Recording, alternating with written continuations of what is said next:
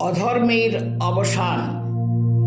হে দ্রুপদ নন্দিনী যাজ্ঞসেনী, সখাজার পুরুষ প্রধান, তার কেন এত দুঃখ কষ্ট অপমান? হলো কেন তার বস্ত্রহরণ? হস্তিনায় প্রকাশ্য রাজসভায় উপস্থিত যেথায় ছিলেন পিতামহ ভীষ্ম, গুরু দ্রোণ আর স্বয়ং অম্বিকানন্দন।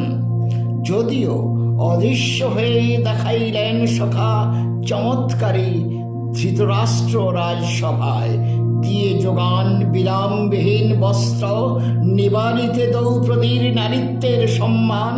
প্রশ্ন তো একটা থেকেই যায়, হে গোবিন্দ, যদি আপনি স্বয়ং দূতং ছলয়তামস্মি হও, তবে রুখিলে না কেন ধর্ম যুধিষ্ঠিরে দূত ক্রীড়া হতে?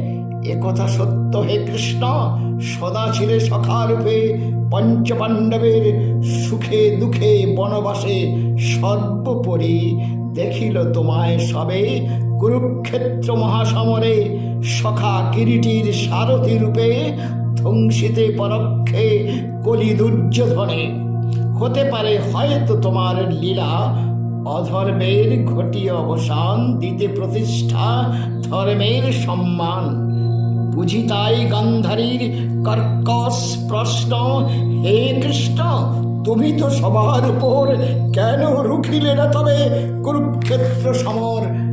সময়ে শিক্ষা দিয়ে বিধর্মী দুর্যোধনে।